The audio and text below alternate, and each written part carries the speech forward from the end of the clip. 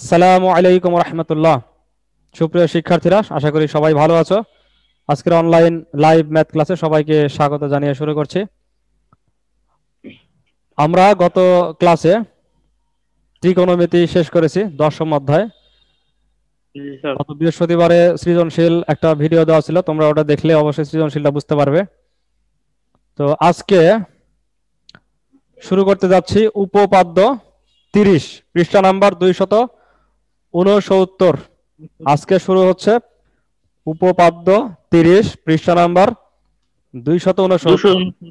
তো তোমরা সবাই বই বের করে ফেলো। সবাই বই বের করছো?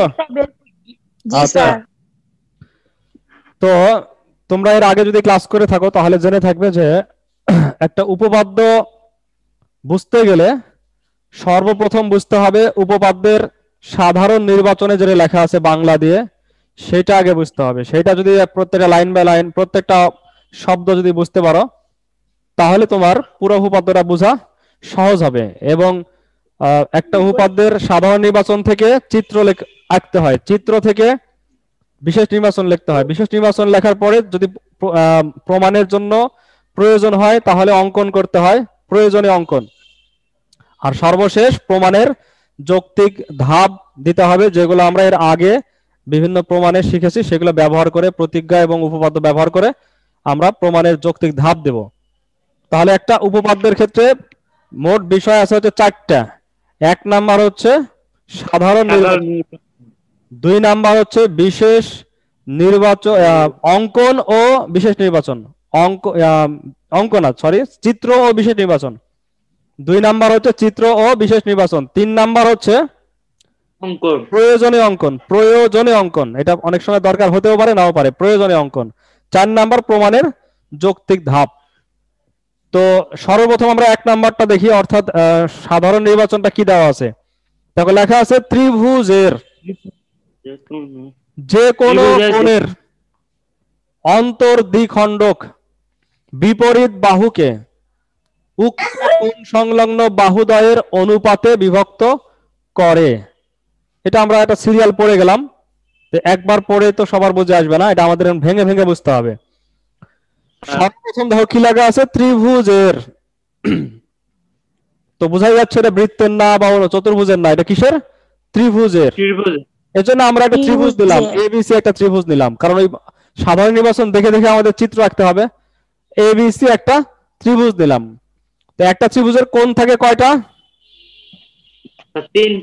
3টা কোণ থাকে। তো দেখো এইখানে কি লেখা আছে, যে কোনো কোণের, যে কোনো কোণের মানে 3টা যে কোণ আছে তার মধ্যে তুমি যে কোনো একটা কোণকে চয়েস করতে পারো। তো আমরা আমাদের যেভাবে অঙ্কন করেছি, আমরা উপরের এ কোণটাকে আমরা চয়েস করলাম। যে কোনো কোণ বলতে আমরা কি বোঝাচ্ছি? এ কোণ। ত্রিভুজের বলতে আমরা এখন কোন ত্রিভুজটা আঁকছি? এ বি সি ত্রিভুজ আঁকছি। যে কোনো কোণ বলতে আমরা কোন কোণটাকে বোঝাচ্ছি? এ কোণ। আচ্ছা, শীর্ষে রাখছি। এরপরে কি লেখা আছে? অন্তর্দ্বিখণ্ডক। অন্তর্দ্বিখণ্ডক আর বহির্দ্বিখণ্ডক দুইটা শব্দ আছে। মনে করো এটা একটা কোণ, এই কোণকে একবারে অর্ধেক করবে ভেতরে, সেটাকে বলা হয় অন্তর্দ্বিখণ্ডক। যে রেখাটা অর্ধেক করবে তাকে বলা হয় অন্তর্দ্বিখণ্ডক। আর এইটাকে আমি বর্ধিত করলে বহিস্থ যে কোণ আসে, সেই কোণের দ্বিখণ্ডক হচ্ছে বহির্দ্বিখণ্ডক। তো কোন কোণের যেটা ভেতরে যে কোণটা, কোন ত্রিভুজের ভেতরের যে কোণটা আছে, সেই কোণকে যে রেখাটা, যে সরল রেখাটা 2 ভাগে ভাগ করবে তাকে বলা হয় অন্তর্দ্বিখণ্ডক। আমরা এখন কোন কোণের অন্তর্দ্বিখণ্ডকের কথা বলতেছি? এ কোণ। এ কোণ, এ কোণের অন্তর্দ্বিখণ্ডক। তো আমাদেরকে তো এখন অন্তর্দ্বিখণ্ডকটা আঁকতে হবে, একটু করে বুঝতে হবে এবং অঙ্কনটা সম্পন্ন করতে হবে। যারা পরে আসছে আরেকবার খেয়াল করো, ত্রিভুজের আমরা এবিসি ত্রিভুজ আঁকলাম, যে কোনো কোণ, যে কোনো কোণ হিসেবে আমরা একে ধরলাম প্রমাণের সুবিধার জন্য, অঙ্কন করার সুবিধার জন্য। অন্তর্দ্বিখণ্ডক, অন্তর্দ্বিখণ্ডক মানে হচ্ছে যেই কোণটাকে আমরা নিয়েছি, অর্থাৎ এ কোণ, এ কোণটাকে একবারে 2 ভাগে ভাগ করবে। তো সেটা কি? সেটা আমরা নিলাম হচ্ছে এ ডি। একটু ছোট বড় লাগছে দেখতে, একবারে এটাকে সমান 2 ভাগে ভাগ করবে এই কোণটাকে, মানে এই কোণ আর এই কোণ হচ্ছে সমান, এইরকম ভাবে এটাকে 2 ভাগ করবে, সেটার নাম হচ্ছে এডি। তাহলে এডিটা হচ্ছে এখানে এ কোণের সমদ্বিখণ্ডক। এডিটার নাম কি? এ কোণের সমদ্বিখণ্ডক। এখন আরেকটা কথা যদি আমরা না বলি যে ডি বিন্দুটা কোথায়, উপরে না নিচে, কোথায় চলে গেছে? ডি কিন্তু আমরা বিসিতে, হ্যাঁ বিসিতে গিয়ে শেষ করেছি। তাহলে আমরা কি বলবো যে এ কোণের সমদ্বিখণ্ডক এডি বিসি কে ডি বিন্দুতে ছেদ করে। তাহলে আমরা কিন্তু এখন যে অন্তর্দ্বিখণ্ডক পর্যন্ত বুঝলাম। তো অন্তর্দ্বিখণ্ডক আঁকা হয়ে গেল। বলা আছে বিপরীত বাহুকে, বিপরীত বাহুর নামটাই হচ্ছে বিসি। আমরা যেই কোণ নিয়ে কাজ করতেছি সেটা হচ্ছে এ।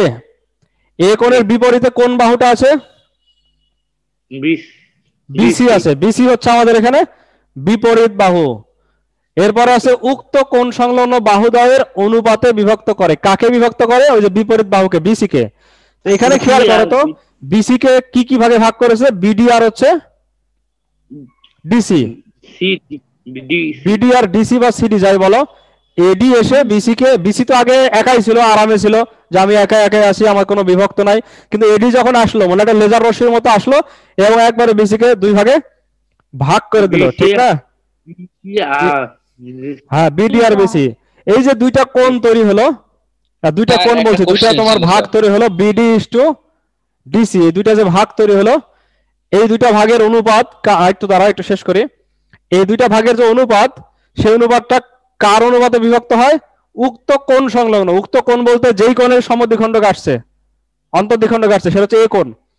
এ কোণের সাথে দুইটা বাহু কোনটা? এবি আর এসি। এবি আর এসি এ কোণের সাথে, উক্ত কোণ বলতে হচ্ছে এ কোণ। এ কোণের সাথে যে দুইটা বাহু সেটা হচ্ছে একটা এবি আর একটা এসি, ত্রিভুজের বাহু এবি আর এসি। ওই উক্ত কোণ সংলগ্ন বাহুদ্বয়ের অনুপাতে অন্তর্বিভক্ত করে। এটা ইকুয়াল টু হবে হচ্ছে এবি ইস টু এসি। আচ্ছা বলো রোহিত, বলো কি বলতে চালে? স্যার আরেকবার বুঝে দেন, বুঝতে পারিনি, একটু লেট করে এসেছে এই জন্য। আরেকবার, আমি তো আরেকবার শুরু করলাম স্যার। অন্তর্দ্বিখণ্ডকটা বুঝতে পারিনি স্যার। হ্যাঁ ঠিক আছে, অন্তর্দ্বিখণ্ডক মানে হচ্ছে কোন একটা ত্রিভুজের ভেতরের যে কোণগুলো আছে সেই কোণের, সেই কোণকে সমান দুই ভাগে ভাগ করবে এই যে রেখাটা, সেই রেখাটাকে বলা হয় ওই কোণের অন্তর্দ্বিখণ্ডক। এডি হচ্ছে এখানে পুরা এ কোণটাকে দুই ভাগে ভাগ করেছে, দুইটা ক্রস চিহ্ন দিয়েছি, দুই ভাগে ভাগ করেছে, এই জন্য এডিটাকে বলা হবে এ কোণের অন্তর্দ্বিখণ্ডক। এডি কোন কোণের অন্তর্দ্বিখণ্ডক? এ কোণের। এ কোণের। আচ্ছা আমি এখন এখান থেকে দুই একটা প্রশ্ন করি। রহিমা বলো দেখি তুমি, আমাদের হচ্ছে ত্রিভুজের নামটা কি? ত্রিভুজের নামটা কি? সবাইকে মনোযোগ দিতে হবে তো, প্রশ্নের উত্তর দিতে হবে, তাহলে তো বুঝতে পারবো যে তোমরা বুঝতে পারতেছো। ত্রিভুজের নামটা বলতে পারছে না। আচ্ছা এরা বলো, ইরা বলো ত্রিভুজের নামটা কি? এবিসি ত্রিভুজ। এবিসি ত্রিভুজ। আচ্ছা যে কোনো কোণ যেটা বলা আছে, যে কোনো কোণ কোনটা? স্যার যে কোনো কোণ এ। এ কোণ, ঠিক আছে। আচ্ছা আমিরা বলো, আমিরা বলা হচ্ছে ওই এ কোণের সমদ্বিখণ্ড অন্তর্দ্বিখণ্ডকের নাম কি? আমিরা বলো এ কোণের অন্তর্দ্বিখণ্ডকের নাম কি? স্যার পারবো না। এতক্ষণ শুনে বুঝতে পারলে না এ কোণের অন্তর্দ্বিখণ্ডকের নাম? আচ্ছা কে পারবে একজন বলো? এডি বলবো স্যার। এডি। এডি, এডি বলা হয়ে গেছে আগে। এডি, এডি, এডি ভালো করে মুখস্থ করে ফেলো আমিরা। এ কোণের অন্তর্দ্বিখণ্ডকের নাম হচ্ছে এডি। আমি বলেছি অন্তর্দ্বিখণ্ডক বলা হয় তাকে যে হচ্ছে কোন একটা কোণকে দুই ভাগে ভাগ করে, আর অন্ত মানে হচ্ছে ভেতরে, ত্রিভুজের ভেতরে যে কোণগুলো আছে তাদেরকে অন্তর কোণ বলা হয়। এই অন্তর কোণগুলোকে তোমার যেই রেখাটা দুই ভাগে ভাগ করতেছে তার নাম হচ্ছে অন্তর্দ্বিখণ্ডক। তো এ কোণকে দুই ভাগে ভাগ করেছে এডি, তাই এডির নাম হচ্ছে অন্তর্দ্বিখণ্ডক। আচ্ছা এবার নোমান বলো তো দেখি, এ কোণের বিপরীত বাহুর নাম কি?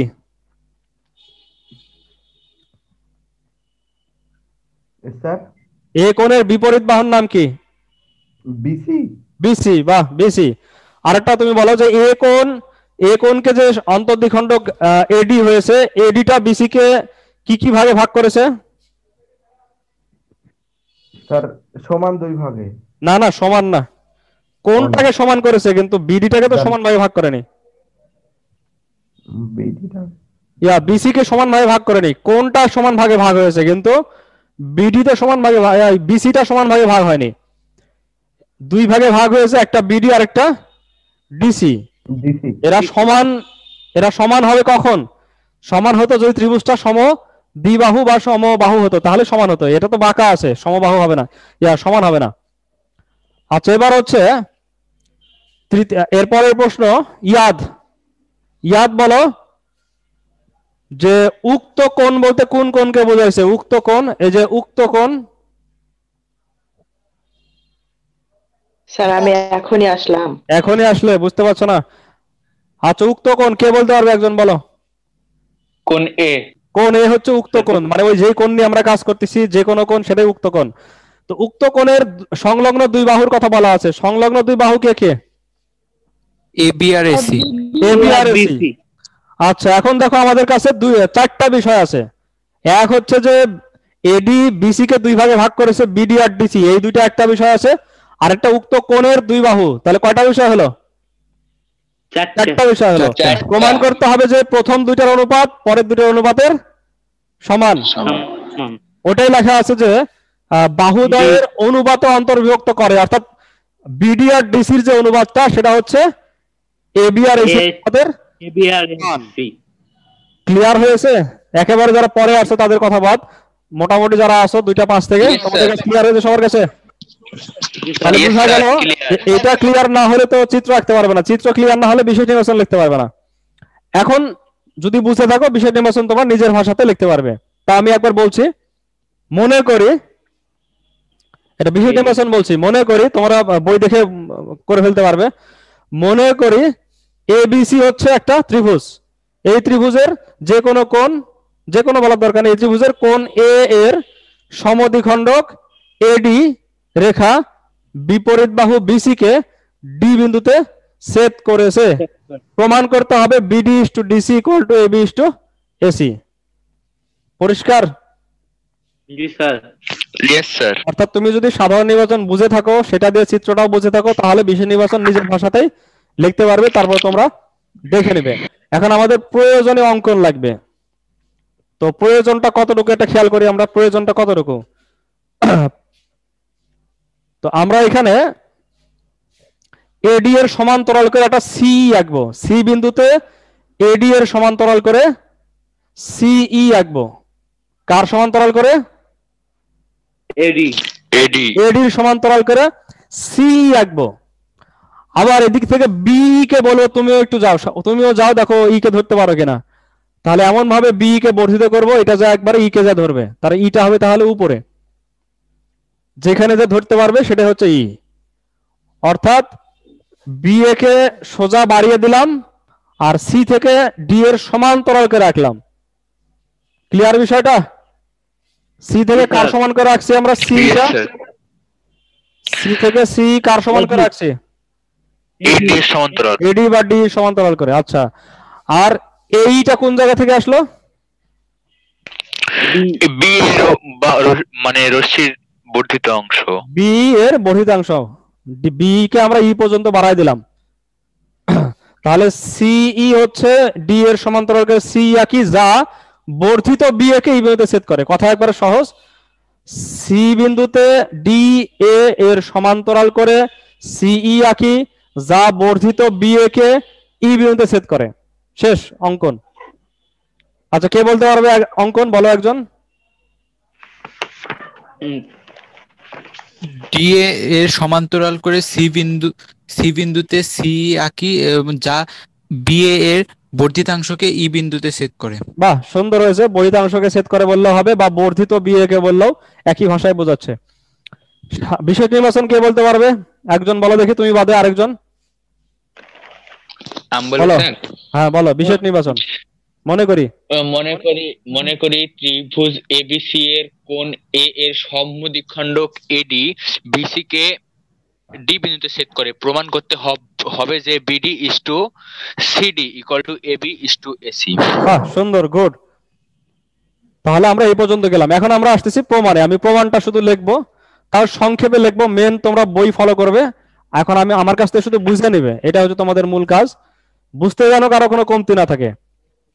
তো খেয়াল করো, আমরা কার সমান্তরাল করে সি আঁকলাম? ডি এর সমান্তরাল করে।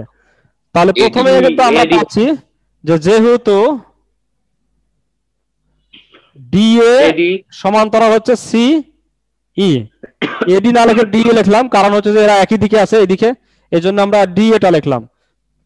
ডি এ সমান্তরাল সিই, আর এদের ছেদক কে? বিই এই ছেদক হচ্ছে, প্রথমে একটা আমরা নিয়ে আসি, এবং বিটা হচ্ছে ছেদক, বি ছেদক। ছেদক বুঝো তোমরা?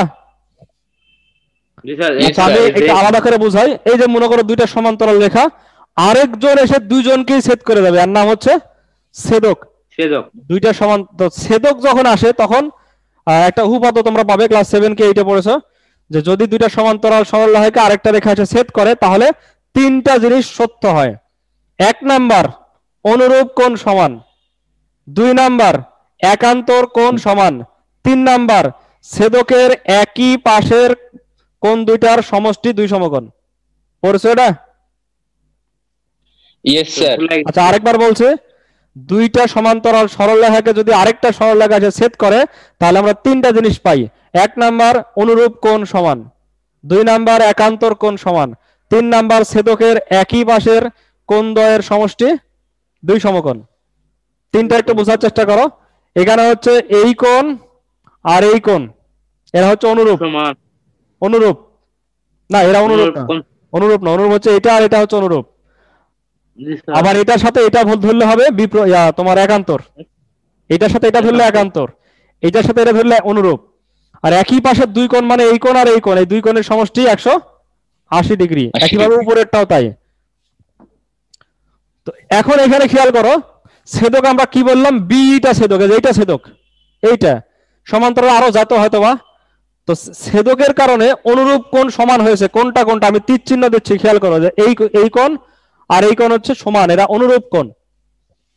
অতএব কোণ বিএডি ইকুয়াল টু কোণ এইসি। এটা কেন সমান? এরা হচ্ছে অনুরূপ। পরিষ্কার? সঙ্গে সঙ্গে প্রশ্ন করতে হবে, এরা অনুরূপ কোণ সমান। ছেদকটা খেয়াল করলে বুঝতে পারবে। আবার ওই দুজনই সমান্তরাল, কিন্তু ছেদক এবার আলাদা। আরেকটা ছেদক আছে না, যে এসি ছেদক আছে। আবার ডি সমান্তরাল হচ্ছে সি, এবং ছেদক হচ্ছে এসি, এসি ছেদক। তাহলে এসি ছেদক হলে কি হয়? এসি ছেদক হলে এই কোণ আর এই কোণটা কি কোণ হয়? একান্তর কোণ। এই যে আমি গোল চিহ্ন দিয়েছি, খেয়াল করো, চিহ্নটা হচ্ছে গোল চিহ্ন। কোণের নাম হচ্ছে এ না, কোণের নাম হচ্ছে DAC, DAC equal to ACE. এই দুইটা কোণ সমান। কেন সমান? এরা কি একান্তর না অনুরূপ? স্যার একান্তর। একান্তর। একান্তর। এখন খেয়াল করো, এই যে টিক চিহ্নের সাথে টিক চিহ্ন সমান, গোলের সাথে গোল সমান। টিক চিহ্ন হচ্ছে অনুরূপের কারণে, গোল হচ্ছে একান্তরের কারণে। টিক চিহ্ন কে ছেদকের কারণে? বি ছেদকের কারণে। আর গোল যে দুইটা, সেই দুইটা কোন ছেদকের কারণে? এসি ছেদকের কারণে। ক্লিয়ার সবার কাছে? আরেকবার বোঝা যায়। আবার সময় তো অল্প, তুমি প্রয়োজনে ভিডিওটা পরে আবার দেখে নিও, সময় আমাদের বেশি নাই। এখানে তোমার হচ্ছে যে ডিএ আর সি সমান্তরাল, দেখে লেখা আছে ডিএ আর সি সমান্তরাল। ছেদক হচ্ছে বি, বি যখন ছেদক, যেটা ছেদক, তখন এই কোণ আর এই কোণ এরা হচ্ছে অনুরূপ। আর এসি যখন ছেদক, তখন এই কোণ আর এই কোণ হচ্ছে একান্তর। অনুরূপ আর একান্তর। আমরা এখন অনেক আগের তথ্য বসাবো এখানে, সেই বিশেষ নির্বাচনের তথ্য বসাবো। তো অনেক আগের কোনো তথ্য যদি আমরা এখন এই কথার মাঝখানে ঢুকিয়ে দিই, তাহলে আমাদেরকে বলতে হবে কিন্তু। মানে ধরো এরা আলোচনা করতেছে যে আমরা তো এই সমান, এই সমান, সেই সমান। তো এখন আমি বলতেছি কিন্তু আমার কাছে তথ্য আছে এটাও সমান। সেই সমানটা কি? এই যে ক্রস চিহ্ন দেওয়া আছে, এই ক্রস চিহ্নের কথা মনে আছে? জি স্যার। Yes sir. ক্রস চিহ্ন কিসের কারণে সমান?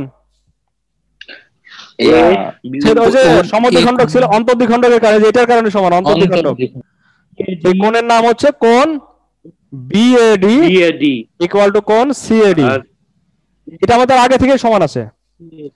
তাহলে কি বোঝা গেল? চারজনই সমান, এইটা এটার সমান, এটা এটার সমান, আবার এটা এটার সমান, তার মানে সবাই সমান। জি স্যার। সবাই সমান, ভালো করে খেয়াল করো, এটা এটার সমান, এটা এটার সমান, এটা এটার সমান, তাহলে এটা এটাও সমান। এই যে এটা সমান হচ্ছে এটা সমান, গোল গোল গোল দাও, এটা এটার সমান, বুঝতে এটা আবার, পেরেছি। হ্যাঁ বুঝতে পারছো, এটা এটার সমান, এটা আবার এটার সমান, এটা আবার এটার সমান, তাহলে শুরুটা এবং শেষেরটাও কি সমান। সমান। আমরা লিখতে পারি হচ্ছে অতএব কোণ, কোণের নাম হচ্ছে এ ই সি, এইসি এইসি না, কোণ হচ্ছে এসি, টা আগে লিখি, এসি ইকুয়াল টু কোণ হচ্ছে এই, এই ওই দুজন সমান, শুরুটা এবং শেষেরটা, যেটা শুরু করলাম হচ্ছে এটা শুরু, গোল চিহ্ন দিয়ে শুরু, তীর চিহ্ন দিয়ে শেষ, সবাই সমান। এখন এই দুইটা কোন ত্রিভুজের কোণ এই দুইটা? এসিই। আচ্ছা এখানে পাশে দেখো বইতে শিকার লেখা আছে, শিকার মানে হচ্ছে যে আমরা ধরে নিয়েছি এরা সমান, মনে করিতে আমরা স্বীকার করে নিয়েছিলাম যে এরা সমান, এজন্য শিকার লেখা আছে, শিকার বা দেওয়া আছে, এই কথাগুলো লেখা হয় বিশেষ নির্বাচনে থাকলে। তো এটার কারণে এই ত্রিভুজটা তাহলে কি হবে? একটা ত্রিভুজের যদি দুইটা কোণ সমান হয় সেই ত্রিভুজের নাম হচ্ছে সমদ্বিবাহু। সমদ্বিবাহু। সম দুই কোণে কিন্তু বলা যাবে না, সমদ্বিবাহু। সমদ্বিবাহু মানে দুই বাহুও সমান, দুই কোণও সমান। তাহলে এখান থেকে আমি লিখতে পারি যে সুতরাং কোন দুটো সমান। আচ্ছা একবারে সহজ বিষয়, এখান থেকে মাঝখানের অক্ষর বাদ দাও, তিন অক্ষরের নাম যার কোণের নাম হয়, মাঝখানের অক্ষর বাদ দিলেই বাহুর নাম আসবে, সি বাদ দিলে কি আসবে? এই এই এই। তাহলে সুতরাং এই সমান সমান এসি। এসি। আর এসি তো বিপরীত কোণের বিপরীত বাহু নেওয়ার কিন্তু সহজ বুদ্ধি হচ্ছে, তিন অক্ষরের নাম যখন, তখন কোণের নাম, মাঝখানের অক্ষর বাদ দিলে হয়ে যাবে বাহুর নাম। পড়ছি না আমরা এরকম, তিন অক্ষরের নাম যার ইয়েস স্যার, ইয়েস স্যার। জলে বাস করে, মাঝখানের অক্ষর বাদ দিলে আকাশেতে ওড়ে। তো এটা মনে রাখো এই কথাটা, তিন অক্ষরের নাম যার কোণের নাম হয়, মাঝখানের অক্ষর বাদ দিলে চাপের নাম হয়। ত্রিভুজের ক্ষেত্রে ত্রিভুজের বাহুর নাম হয়, বৃত্তের ক্ষেত্রে চাপের নাম হয়। তো যাই হোক, এখন আমাদেরকে একটু উপপাদ্য 28 প্রয়োগ করতে হবে। তো উপপাদ্য 28 তোমাদের যেহেতু আমরা ওটা মানে গুরুত্বপূর্ণ না, কিন্তু ওইটা আবার প্রয়োগ করা লাগছে, এজন্য 28টা একটু স্মরণ করি আমরা। উপপাদ্য 28 তোমরা দেখে নিও, লেখা আছে যে একটা ত্রিভুজের যে কোনো এক বাহুর সমান্তরালে যদি আরেকটা বাহু থাকে, ত্রিভুজের যে কোনো এক বাহুর সমান্তরালে যদি আরেকটা বাহু থাকে, তাহলে যেই বাহুটা সমান্তরাল হবে সেটা ওই ত্রিভুজের আরো যে দুইটা বাহু আছে তাদেরকে সমান অনুপাতে ভাগ করবে। আমি একটু এইভাবে বুঝাই দিই, এইভাবে যখন থাকবে তখন তুমি খেয়াল করো। মনে করো হচ্ছে এবিসি একটা ত্রিভুজ, এই বিসি বাহুর সমান্তরাল হচ্ছে এটা, বিসি বাহুর এটা কি সমান্তরাল, ডি, ডিটা বিসির সমান্তরাল। তো ডিটা অপর যে দুইটা বাহু আছে তাদের নাম এবি আর এসি, বিসি বাদ দিলে এবি আর এসি, ডি যেহেতু বিসির সমান্তরাল তাহলে অপর দুই বাহু হচ্ছে এবি আর এসি। তো এবি আর এসি কে সে সমান দুই ভাগে ভাগ করবে, অর্থাৎ এই ভাগ আর এই ভাগ, আর এই ভাগ আর এই ভাগ সমান। এইটা হচ্ছে উপপাদ্য 28। তো উপপাদ্য 28 আমরা এখানে প্রয়োগ করব কিভাবে? এখানে আমাদের চিত্রটাকে একটু ঘুরায় মনে করো, যে মনে করো চিত্রটা এইভাবে আসে, তাহলে সিটা চলে গেল নিচে, ডি এডিটা মাঝখানে চলে আসলো, বি চলে গেল উপরে। তাহলে এই ত্রিভুজের এই সি বাহুর সমান্তরালে আছে ডিএ, তাহলে ডিএটা এই বিসি বাহুকে এবং হচ্ছে বি বাহুকে, দুই বাহুকে যে ভাগ করেছে এরা সমান হবে, এটা এটা এটা এটা সমান হবে। তাহলে আমরা কি পাবো? আমরা পাবো হচ্ছে, এখানে লিখলে বোঝা যাবে, আবার যেহেতু কে সমান সি আর হচ্ছে ডি, কোন ত্রিভুজ লেখা নাই, ত্রিভুজ লিখে দিলে ভালো হয়, তোমরা বইতে অতিরিক্ত এই কথা লিখতে পারো ত্রিভুজের নামটা। ত্রিভুজের নাম হচ্ছে বিসিই। এই বিসিই ত্রিভুজে ডি এ সমান্তরাল সি, সমান্তরাল ওই দুইজনই, সব জায়গাতে ওই দুইজনই সমান্তরাল। এই দুজন সমান্তরাল হওয়ার কারণে উপপাদ্য 28 যদি আমরা প্রয়োগ করি, সমান্তরাল হওয়ায় অনুপাতটা কি সমান হবে? বিডি বাই হচ্ছে ডিসি ইকুয়াল টু হচ্ছে বিএ বাই এই,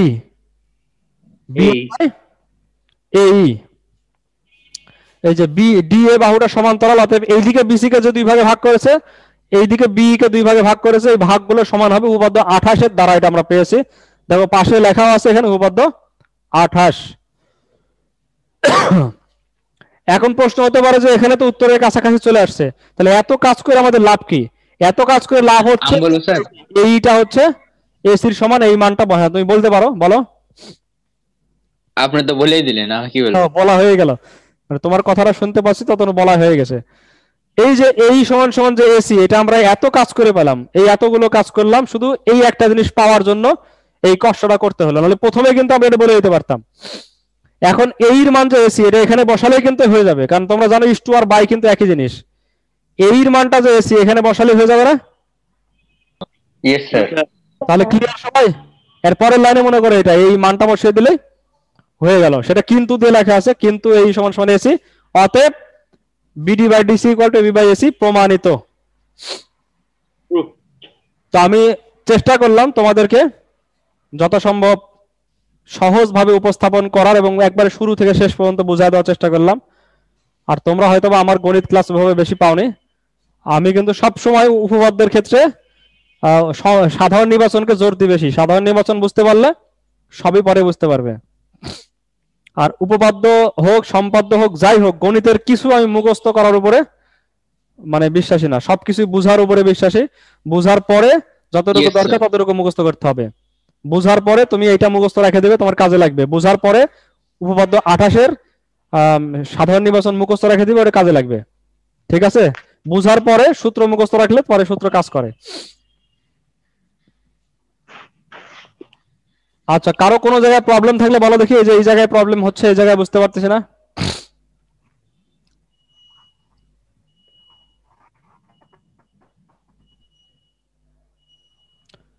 আচ্ছা, যে দুইটা টিক চিহ্ন দেওয়া আছে সেই দুইটা কোণ সমান হয়েছে কোন ছেদকের কারণে?